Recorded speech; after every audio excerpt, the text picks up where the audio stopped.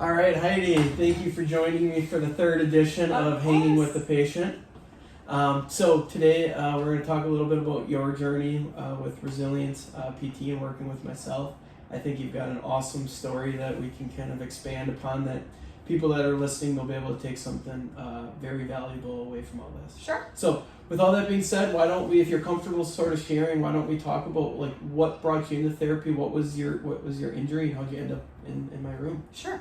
So initially I did something I shouldn't have done. I lifted a very heavy carpet from my basement to the first level up a flight of stairs.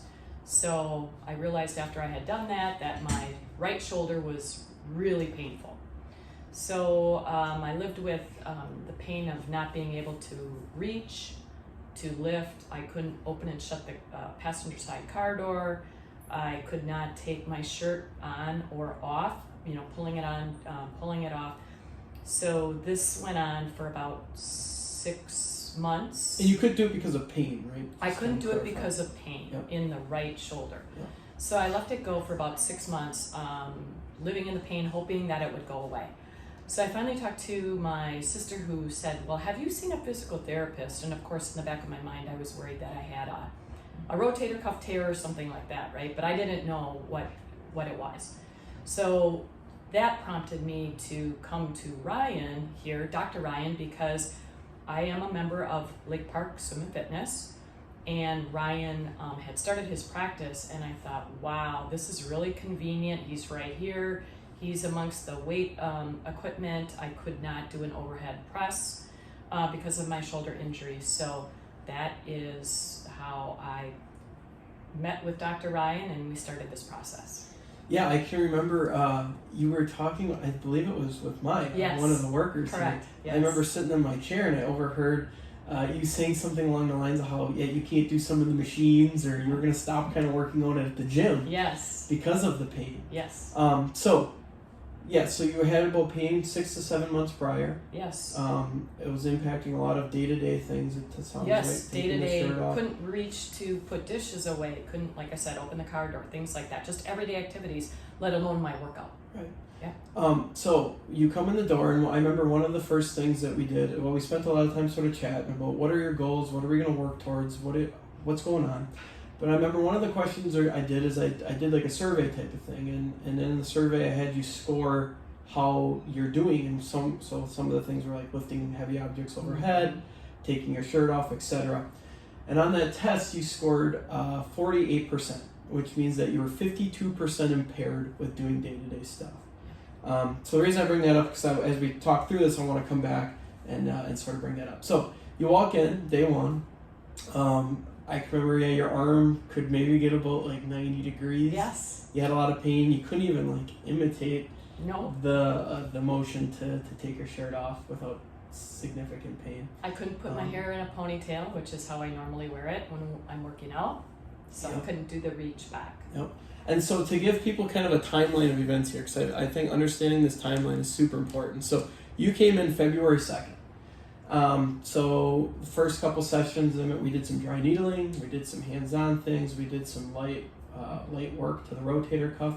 Yeah. And on March 1st, you came in and you said that you were able to take your shirt off pain-free, and you could now swing your arm up. You went from 90 to 100 degrees up to about 180 degrees. So yes.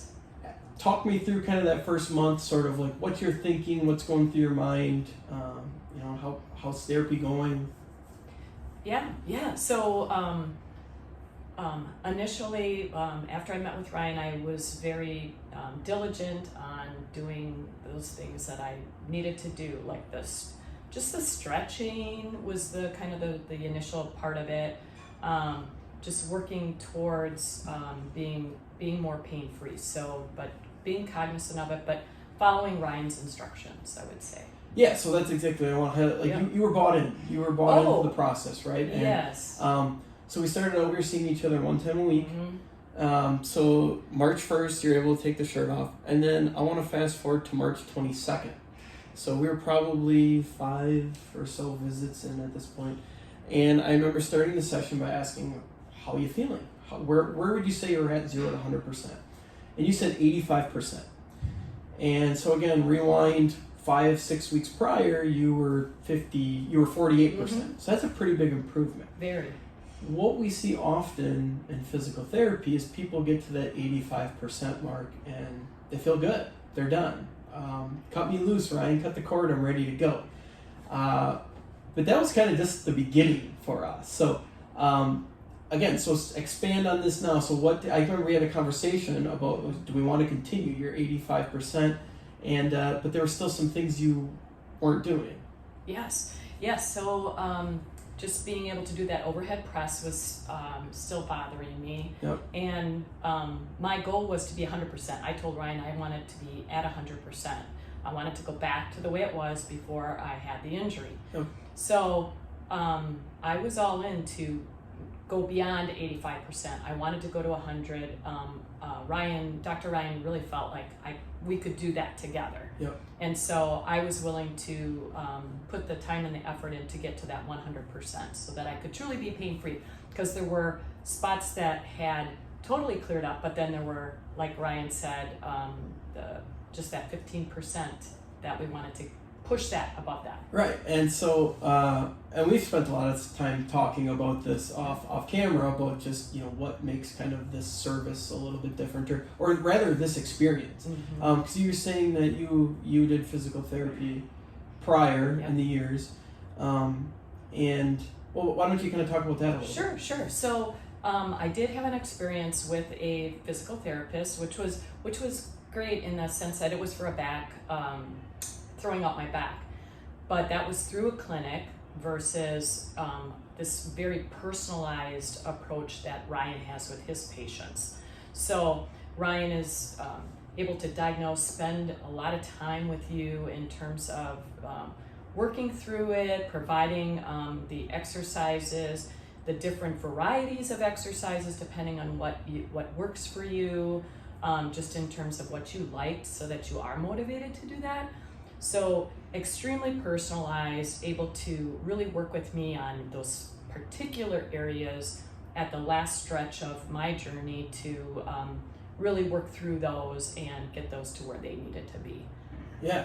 And that's exactly it. So from my experience, prior to kind of working, we're having this ability to just work on one-on-one with no permission needed from insurance or no referrals from a doctor, is a lot of times that people get to that 85% mark, like I said, and they're happy, they're satisfied. But we were able to kind of, you weren't invested in me, I was invested in you, and the goal was to get you 100%. Right. So, and it wasn't all just roses though, right? So, I said, March 22nd, you said you were 85% improved.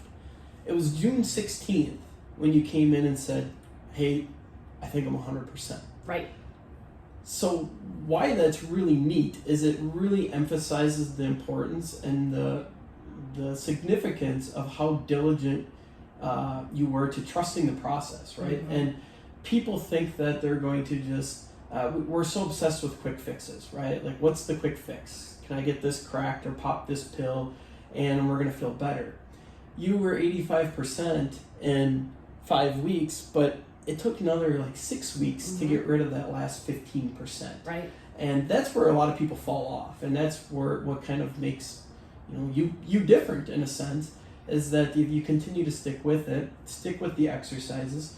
At that point, we started to promote more independence, right? You were seeing me less. So now the ball's in your court a little bit. We still have an open dialogue going of, hey, I recommend this. Let's hold off on this. Let's see you here. But a lot was more so on your shoulders, literally, to try to be doing the things, and then we'd reconnect and see how things are going. So why don't you kind of talk then about a little bit, so what was sort of your mindset to keep on chugging through once you were at that 85%, to keep on going and buy into the process? Yeah. So I really felt like, doctor, that the little bit that was still left, I felt like if it wasn't treated, if we didn't look for ways to resolve it, that it wouldn't get resolved. I really felt like, even doing my exercises, I really felt more confident in having you with me on the journey to really get rid of that piece of pain that was still there, that small percentage, to get me over that hurdle. I really felt like, because, within that 6-month time period, it never got any better before I saw you at all. Right. So then being able to continuously improve, I really felt strongly that with your help and guidance, we could get over that 15%, because I was not wanting to continue to live with that 15%. I wanted to see if we could do it. Yep. Yeah, no, and it's something we've talked about prior, right? Is this whole idea of you sort of, at the beginning, right, you talked about having pain for 6-7 months, hoping it would just get better, ultimately coming in into physical therapy. It was reactive, right? Yes. It's like, okay, well, I'm not going to get better. I don't know what my options are. I guess we'll try this. Right. But as you're going through the journey, right, the mindset switches to more of a better understanding of being proactive. Yes. And again, things just don't always get better on their own. And if Right. they're going to get better on their own, they usually do in a pretty relatively quick span. Mm-hmm. I think that was definitely a valuable experience to sort of have that mind shift switch and be like, yeah, okay, this isn't reactive anymore. Now it's about being proactive. Right. And the only way I'm going to get there is if I keep chugging along. That's right. Totally. It totally switched from that. And you're right. I came in not knowing what it was, diagnosing, working through it with you, to then, okay, now we know what it is, and now we just have to continue to work at it. So it did turn into a proactive approach. Yeah, it was great. And I love it.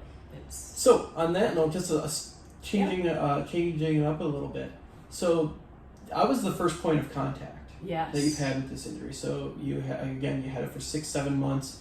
It was 7 months later, I'm the first professional to see it. What made you decide to not go see an orthopedic specialist or a different type of specialist? Right. So I thought about that. I thought, well, what if it's a rotator cuff tear, right? What if I need surgery?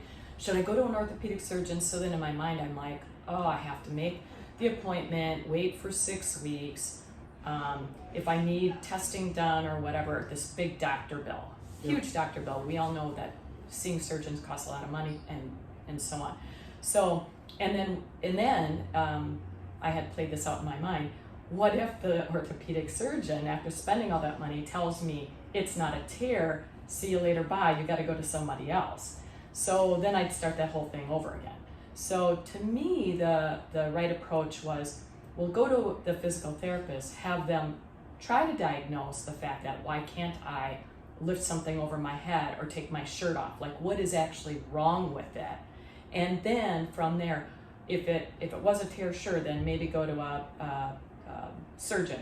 But if it's not, what are those next steps? So I chose to come to see Dr. Ryan just because it was really painless, just in terms of he's here, I can have this one-on-one treatment. I'm not going through a facility, if you will, and then again, financially, it's completely different than if you have to go to an orthopedic surgeon to be diagnosed. Right, and that was kind of one of the things we had a dialogue going through the whole process, was this transparency, right? It was, Heidi, there may be some sort of tear going on in the shoulder, some underlying condition.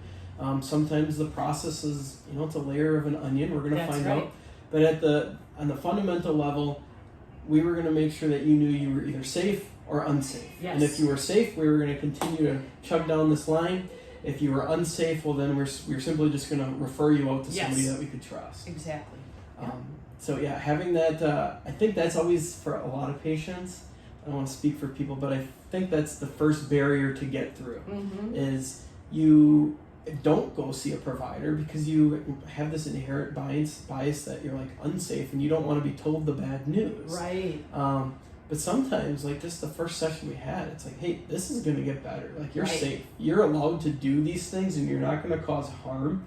And that sometimes just lights that light bulb up and it's fun to watch. Yeah, and then even the advice that you would give too, that, well, this movement, if you're too aggressive in this way, that might be detrimental. So you need to be in this area of activity with it to promote that healing. So even having that guidance, those guardrails from you, Dr. Ryan, was really helpful too, so that I wouldn't, make it worse or have it change in a way that we didn't want. Yeah, for sure.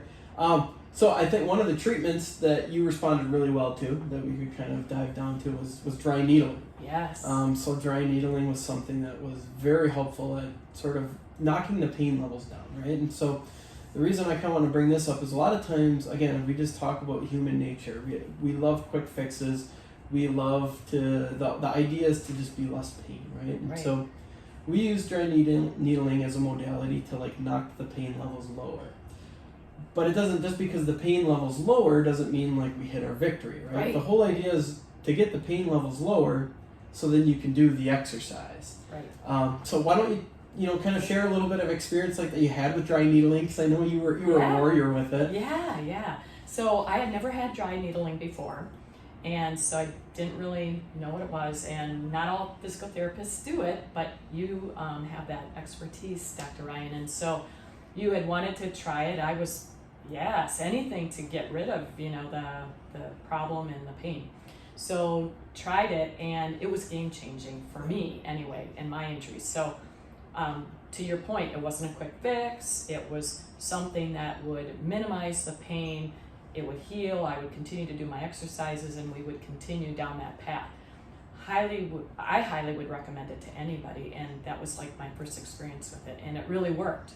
So and so that's the I know at the top of the talk here you talked about how we started with kind of basic stretching, right? It was just about getting the mobility back, and I know our last session that we had, we went through some pretty intense things. I mean, like different kettlebell lifts and movements. I mean, they're difficult for myself to do a lot of those, and we had you doing them. Yes. What I think is really unique about all that, right, is so again we use your timeline. So you're 85% improved. You're doing the dry needling to help the pain. You really did bought into, again, this idea of the process that, okay, so cool, Ryan, I'm 85% better, but the question now is, how do I get that last 15%? But the other question is how do I make it so that this doesn't come back? Right. And so that's where the strength training and the stability training is the piece that is super important. And so that's where you deserve a pat on the back, because that's where a lot of people fall off. So that's work. Yes. It's time. Yes. It's commitment. It's work. Yep. But I mean, right? There's the ultimate reward at the end of it. So, why don't you kind of speak a little bit on just like that, not giving up on trusting the process part? Yeah. So, I followed. So, there had to be times where you're questioning, like, wow, am I plateauing? Is this as good as it gets? I mean, I think some people maybe think that, but. And of course, I didn't know if I was going to get to that 100%, right? But I wanted to do everything I possibly could to try to get there. And I was able to do that just by, us going through our progressive nature of our exercises all the way up to the kettlebells. And I just work that into my routine as I come into Lake Park, right? I have to do my kettlebells and really try to strengthen that shoulder. So that's really important to me. I don't want to have it get re-injured. I want to strengthen it. It's important.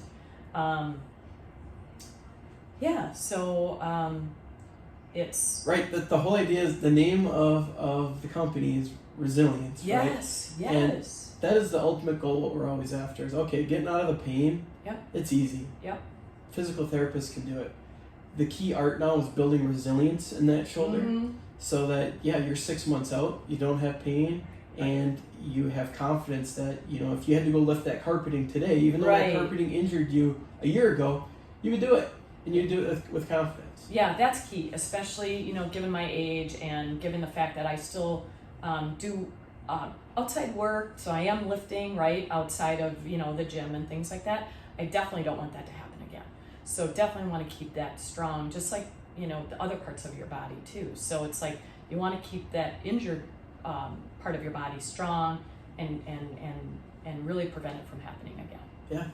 Yep.